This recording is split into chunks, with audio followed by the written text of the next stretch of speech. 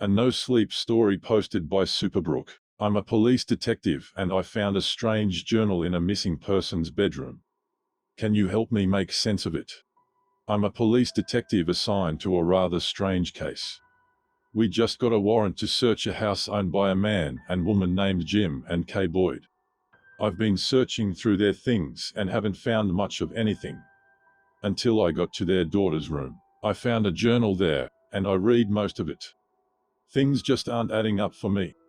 I'm typing it all up here in hopes someone can make some sense of it. I'm breaking some major confidentiality laws, but I just can't keep this to myself anymore. Here's what's written. On her 10th birthday, Edie Boyd decided to go for a walk. It was 4 o'clock in the evening and no one even remembered it was her birthday. Not her dad. Not her mom. Not her friends.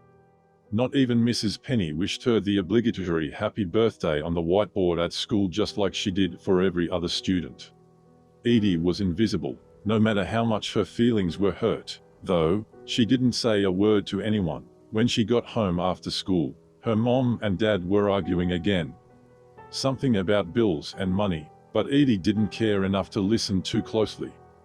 Her parents would almost always argue every day, and it was beginning to wear her down. Money this, money that. Her parents never had any or they never had enough. The reason for that was simple. Her father could never hold down a job long enough to keep a steady paycheck. Her mom, on the other hand, could never get a job at all. She was always too busy smoking something in the morning to knock her out for the rest of the day or taking pill after pill in the evening to keep her up all night. Edie would sometimes wake up in the middle of the night to find her mom rummaging through her bedroom, looking for who knows what in her chest of drawers. The only things in there were the few pairs of underwear Edie had and some socks that had holes in the toes. If her mom was looking for money or drugs, Edie sure wasn't harboring any in her room. Her mom had been too crazy to talk some sense into, though. She searched anyway. For as long as she could remember, Edie's life had been this way. Her parents were always neglectful, and even when they did notice her, it was always to yell at her or blame her for something she didn't do. There were many times she'd gone to school wearing tattered clothes and clothes that were too cold for the weather. She didn't own a coat, only long-sleeved t-shirts and small cardigans that didn't keep her warm in the winter. Sometimes winters in the south could get balmy and freezing. They'd had cases of ice storms that knocked the power out once or twice, and Edie almost froze to death during those. Her parents had been too preoccupied with themselves to even throw her a blanket. Her teachers had noticed. Even Mrs. Penny. They'd often send her to the youth service center in her school where they'd give her second-hand coats and packages of socks and underwear and sometimes grocery bags of food. She had always been grateful for those things, but most of the time her mom took the clothes and she was stuck without anything to keep her warm again. Sometimes she showed up to school with bruises all over her body. They would dot her legs and arms like constellations in the sky. Sometimes it would pain her to walk, and she would limp to the playground during recess time with all the other kids in her class. Kids who had normal, loving parents. CPS had been called, but nothing had been done about her situation. Edie had been taken out of her home on one occasion and she'd gotten to live with a nice family who had a nice, big, soft bed for her with a thick, warm comforter, but she only stayed there for a week before her parents earned custody of her again. CPS never came back and Edie learned to fend for herself. When she stepped into the house, neither one of Edie's parents saw her set her worn knapsack with a large hole in the bottom on a kitchen chair, grab a dry biscuit her mom made for breakfast yesterday from the counter, and walk out the front door. She picked at the biscuit, pieces crumbling onto the ground as she made her way into the tree-shrouded area behind her house. It was too small to be a forest because a couple miles in and she'd be on the other side of town next to the school. It was how Edie managed to get herself there in the morning. Her parents couldn't take her. Her mom was either passed out on the couch or whispering to herself in the corner, and her dad was busy finding a new job. Neither one had cared enough to call the school and set up a bus pickup and drop off. Instead, she walked to school every morning and walked back home every evening. As she ate the biscuit, She walked further into the trees, wishing she had brought some water along with her. The biscuit was so dry, the second it touched her tongue she could feel the moisture in her mouth drying up. She could hear a swishing sound in the distance. A warm summer wind brushed past her cheek. This was the one place she felt was home, in the peace and quiet, away from everyone and everything. Away from her parents arguing. Away from all the noise and all her problems. Out here in the woods, Edie was something. She was a part of nature. She took a deep breath and shoved the dry biscuit into her jeans pocket. Her stomach let out a low rumble, signaling the hunger blossoming within her belly. The biscuit was all the food she would probably get tonight. Edie looked down as she continued to walk, wondering if her parents were still arguing back at her house. She'd been gone for at least 15 minutes. Had they noticed her things yet? She stepped over stick after stick, avoiding them in case they happened to be a snake in disguise. Surely she could tell the difference though. One had shiny scales, the other rough, discolored bark. The more she avoided them, the quicker she hopped through the woods, bounding over fallen tree limb after fallen tree limb. She hopped onto stumps and jumped from those to piles of leaves, creating a game for herself. The classic floor is lava game. She pretended the grass patches were where the lava was hottest, avoiding those altogether. If there was a patch of leaves, she could step there, but only for a short period of time, because those represented thin sheets of metal floating on the lava river. The tree stumps and some thick branches were considered safe spaces where she could take time to collect her balance. She jumped, skipped, and rolled through the woods, careful to avoid the bare patches of grass. She was doing fine up until she caught her toes on a stump, which she thought was a lot shorter than expected. She fell face forward onto the ground, head hitting a patch of grass she had been narrowly trying to avoid.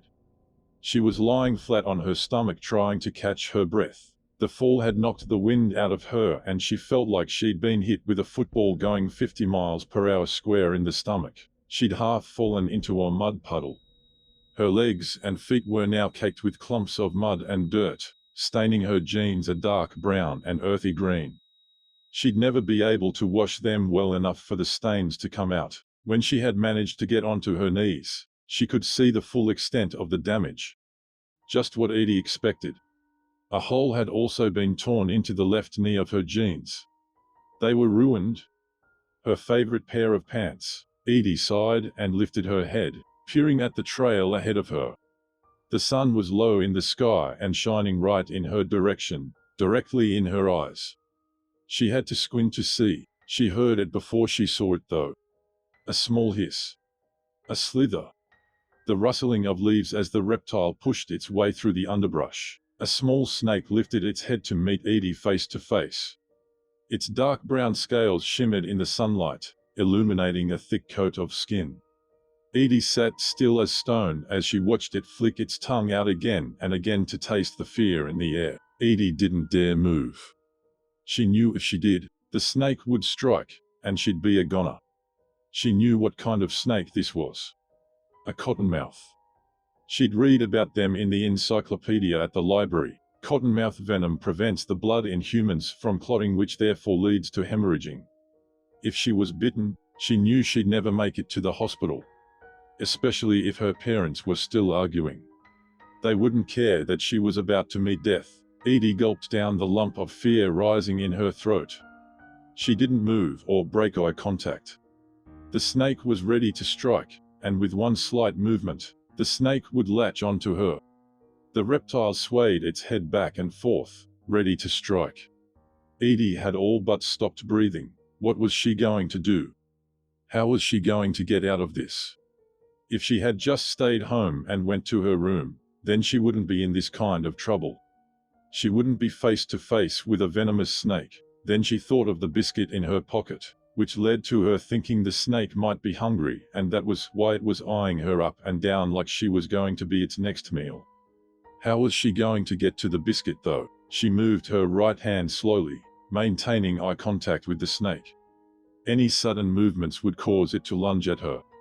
She had seen situations like this before, heard about them from the kids at school. Edie was moving so slowly she thought it would take her hours to pull the biscuit out of her pocket. But somehow she managed to make contact with it.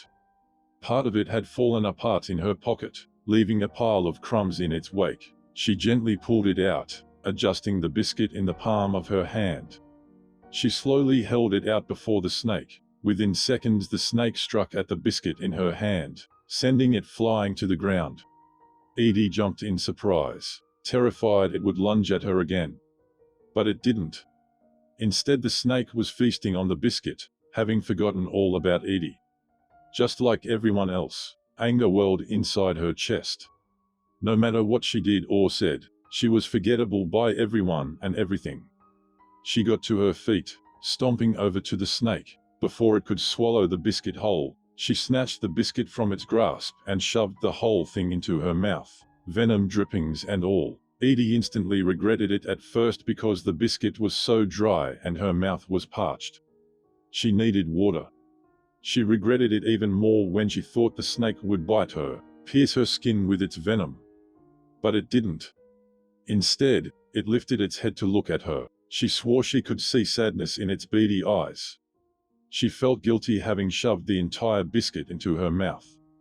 The dryness paired with the judging glare from the snake was enough to make her cry, a tear sliding down her cheek. Eventually, she couldn't take it anymore and hightailed it out of the woods, running in the opposite direction away from the snake. She'd spit the biscuit somewhere on the ground on her way back home, unable to swallow the huge clump of dry dough that had mushed together in her mouth. She kept running until she saw her house appear in the distance, a wave of relief washing over her. For once in her life she was glad to see that familiar dirty, white vinyl with a massive hole underneath the back window. She could see the damage on the roof where her dad had tried to patch some leaks. "Where the hell have you been, Ed?" her dad asked when she threw herself through the front door. "You's supposed to be home an hour ago." Edie looked at him. His eyes were bloodshot and wide with anger. He was breathing heavily and his mouth was parted, revealing the bottom row of his teeth jutted out from a severe overbite. His cheeks were red and pockmarked, a product of arguing with her mom, who was nowhere to be seen at that moment. Her dad's white t-shirt had been torn, like someone had tried to rip it off him, and his jeans hung low on his hips, revealing the band of a pair of Fruit of the Loom boxes underneath. Instead of offering up an explanation, Edie ignored her dad and went straight to her room, shutting the door behind her. "Edie!" her dad yelled. She didn't want to face her dad's wrath for not listening to him, but she couldn't take the added stress. Edie threw herself onto the bed and closed her eyes, hoping for sleep to take her instead. Over the next few days, Edie hadn't been allowed to go to school. After she had ignored her dad, she took a beating and punishment of being locked in her room. She was only allowed out to use the bathroom and drink water.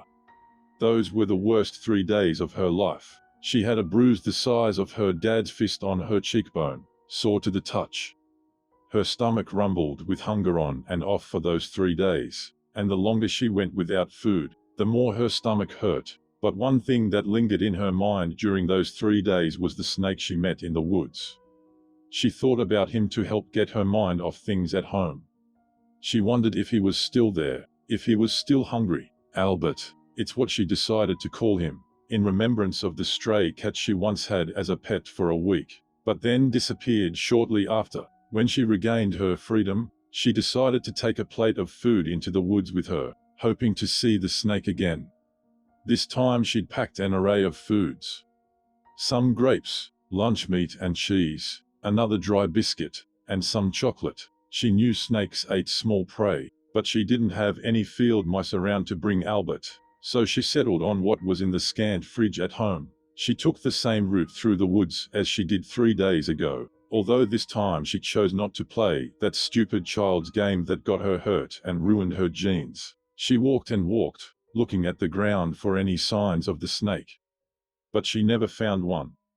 Albert had probably slithered off somewhere far away after their meeting. Why would a snake stay around in hopes of Edith bringing it food? He was a reptile, not a human. She scoffed and silently laughed at herself. How could she have been so stupid? She sat down on a big rock next to where she tripped the last time playing Floor is Lava. She picked at the lunch meat, taking bird bites of everything else. Although she was starving, she felt she was too sick to eat anything too substantial. She heard a slither somewhere close, a brushing of leaves and grass. Was it Albert? Edie searched the ground, looking for the snake. He was so dark, he matched the color of the ground. It was difficult to tell if she was looking at him until he raised his head from the underbrush just like he had the first time. "Albert," she said, relieved. The snake had stayed in the spot. It made her wonder why, but she tried not to think too deeply about it. Maybe she had made a friend in this lonely snake. Albert slithered his tongue in and out as if in reply. He didn't try to strike her or lunge at her. In fact, he looked happy to see her. Edie could tell in the way he was bobbing his head back and forth. She smiled. Grabbing a piece of the lunch meat, she pushed it toward Albert and he took a piece from her. She took a bit in turn. They shared the plate of food until only crumbs remained.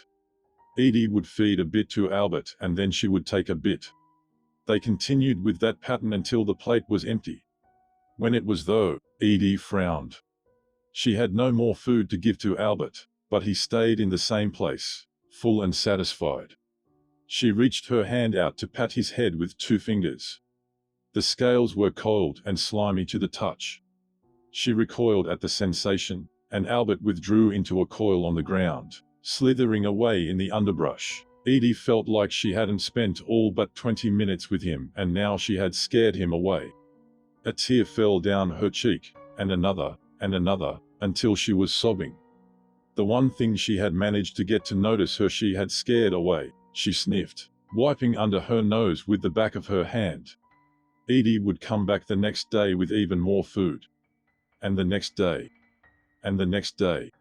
She and Albert would become best friends. She was sure of it. Edie kept to her word and returned the next day with even more lunch meat, cheese, fruit, and bread. She would feed Albert a bite, then she would take a bite.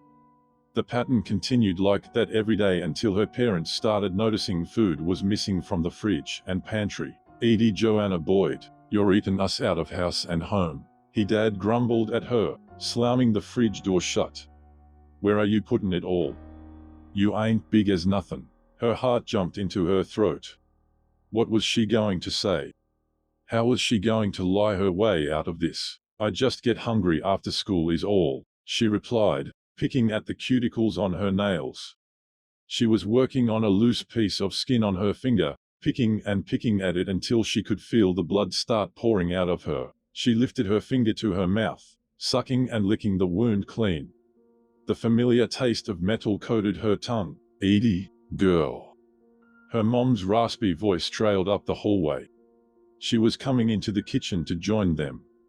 "That's the only food we got until next month, ya hear? Don't be wasting what we got." Edie had been taking the bare minimum in hopes they wouldn't notice. She was wrong once again. Her parents always noticed the small things if it affected them directly, never if it only affected her. "Listen to your mama." Her dad pointed his big index finger toward her chest. "Go to your room." "Yes, sir," she said and made her way down the hall, sidestepping where her mother stood. Edie could feel her wide, wild eyes never waver from her small frame. She walked a little fast down the hall and into her room. She shut the door behind her, threw herself onto her decades-old mattress on the floor, and cried until she couldn't open her eyes. After yesterday's debacle, Edie decided she was going to see Albert one more time. She hadn't gotten to see him the day before because her parents confronted her about the missing food. She hadn't wanted to add fuel to the fire because God knows she would have received the beating of a lifetime. Edie wrapped 2 slices of bread, a slice of ham and cheese loaf, and a couple of grapes in a paper towel and made her way to the back door. She closed it quietly behind her, hoping not to wake her parents. They'd still been asleep since it was Saturday, even if it was 1 o'clock in the afternoon. She skipped down the back porch steps, careful not to drop her sandwich and grapes. She looked ahead and almost felt like she could hear the woods whispering to her. beckoning for her to come inside and find Albert and stay there forever. She wanted to, but then what would happen to her? Her parents wouldn't care, she knew that for certain. But someone at school would call the police, report her missing. She just wanted to be left alone. Or maybe they would forget about her entirely. She was invisible after all. Edie trekked forward into the woods to the secret spot where she and Albert shared meals. She found him curled up perfectly where she left him the last time. "Hey, buddy," Edie said, excitement lighting up in her eyes and tone of voice. She was glad to see her friends again. As soon as he recognized her voice, Albert lifted his head and began bobbing it back and forth as if he was excited to see her too. "I've got some more goodies for us." Edie balanced herself into a sitting position on the big rock she always sat on. She carefully unwrapped the bread, meat, and grapes. Grabbing a slice of bread first, she took a small bite and then offered it to Albert, who struck at the bread, tearing a piece from the slice. Edie smiled, taking another bite. She switched to the ham and cheese loaf next, sharing the slice with Albert. Back and forth, back and forth. Edie would chew her bite and Albert would swallow his. They'd almost finished eating everything when she heard a rustle of leaves and branches to her left. Edie jerked her head to the side to see the giant form of her dad appear in the clearing. His cheeks were red and a bead of sweat dripped down his forehead. In his hand he held a big, rusty machete. He must have used it to slash through branches and shrubbery. He was a big man. He couldn't fit through the woods like Edie could. "You thievin', connivin' little bitch," he seethed through his teeth clamped together. His jaw tightened more and more the longer Edie stared at him. "I should've known you was up to no good." He started toward her and Edie let go of the paper towel, rising to her feet, scrambling to get away from her dad. "What the hell do you think this is? You're feeding a snake." "A snake, Edie? What is wrong with you?" She stumbled backward as her dad reached for her arm. Out of the corner of her eye she could see Albert slithering into a defensive stance. He was scared just as much as she was. He looked like he would strike at her dad any second. He grabbed Edie's wrist, squeezing it tightly. She tried to pull away, to no avail. "Dad," she said, exasperated. "Please, it's not what it looks like." "I don't give a damn what it looks like," he growled, pulling Edie toward him. "It's stopping right now." Edie's dad stepped to the left, dragging Edie with him. She tried to pull away but he was so strong and she was so small. In one fell swoop, Albert lunged at her dad in an attempt to bite him, send venom through his system. He was still a cottonmouth after all. Her dad was too quick for him though. He swung the machete just as his head almost made contact with the skin on his bare upper arm. He sliced his head clean off, and within seconds Albert was dead. Edie stared down at his slithering body. It was still writhing like a worm on the ground. But he was dead, she knew he was. Snakes were known to move around long after they were dead, but they couldn't survive without a head. Nothing could. Her first best friend in years was dead. Her dad had killed him. "Come on." Her dad yanked her hard, almost sending her falling to the ground. "No outside privileges for a while. If you think you can steal our food and get away with it, you've got another thing coming." Edie tried to yank her arm out of his grasp, but he was way too strong. She could see the veins popping out of his muscles in the strain. As he continued to force her out of the woods, Edie let the grief and pain take over. Her stomach was in knots. She couldn't breathe. Albert was dead, and so was she. She passed out before they made it out into the clearing. Days passed, and Edie couldn't tell if it was daylight or dark anymore. She was let out of her room 3 times a day to go to the bathroom. Her mom or dad brought her water a few times throughout the days and food only once a day. It was rough, and she didn't know how long she would have to be locked in her own room, forced to lay here and stare at the ceiling. She cried every day for her friend Albert. She wondered if his thin, lifeless body was still lying there out in the open or if some other animal had carried it off. She got sicker and sicker every day. When her parents brought her food, she would just push it out of the way and not touch it. Not even a bite. She could feel her stomach growing inward, eating itself and her muscles. Her skin grew pale and her cheeks were sallow. She was so weak she could barely lift herself out of bed. When she did eat, nothing made her feel better or stronger. Several days into her prison stay, she knocked on her own door. "Dad," she said, out of breath. "I think something's wrong. I think I need to see a doctor." But they ignored her, grumbled something about her being selfish from the living room, and she slumped her weak body against the door. Her head lolled to the side. She didn't have the strength to lift it up. She didn't even have the strength to cry. She was fading and her parents weren't going to do anything about it. She closed her eyes and thought about Albert. She thought about eating all those slices of bread and lunch meat and fruit. She thought about feeding him a bite after she had eaten some. They ate after each other a lot, and she knew she was ingesting venom with every bite she took after Albert. The venom would enter her system and float around in her bloodstream, making her one with Albert. They had shared more than friendship. They shared a part of one another as well. When Edie's dad had killed Albert, she wasn't exaggerating when she said that he had killed her too.